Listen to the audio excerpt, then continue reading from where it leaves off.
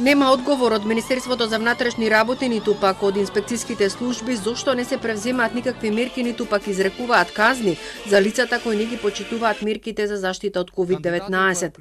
Нема ниту информации кои зошто дозволува да се организираат и одржуваат настани на отворено до 50% капацитет, без да се прикажат сертификати за вакцина или за прележаност, одлука која е донесена од владата. Додека за едни се изрекуваат строги казни, за други законот не важи. Наместо да бидат пример среде пандемија, тие го прават спротивното. Поздравите и прегратките на митинзите, на собирите во затворен простор им станаа секојдневие. Дистанца не се држи, а ретко кој да носи заштитна маска.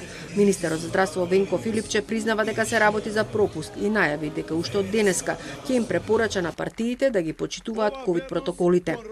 Тешко е да се организира места каде што едноставно се собираат граѓаните. Но се сложил, апсолутно вие на место забелешката.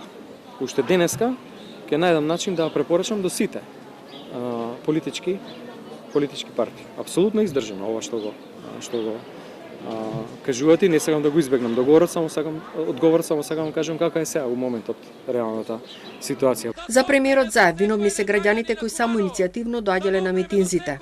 Се гледат распоредите на случањата како се изместени согласно протоколите, а секако веројатно проблемот е тоа што предизвикува дополнително луѓе кои што доаѓаат од страните, кои што секако не ја спазуваат неопходната оддалеченост и целосното почитување на протоколите.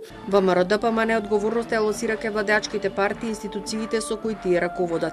Не дадоа конкретен одговор зошто и тие не ги почитуваат заштитните мерки на партиските собири.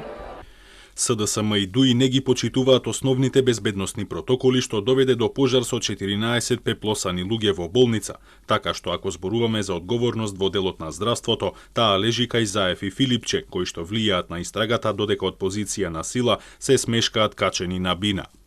Казната за немање сертификат се движи од 250 евра за физичко лице до над 2500 евра за организаторот на настанот. До крајот на кампањата во првиот круг од локалните избори остануваат уште 12 дена.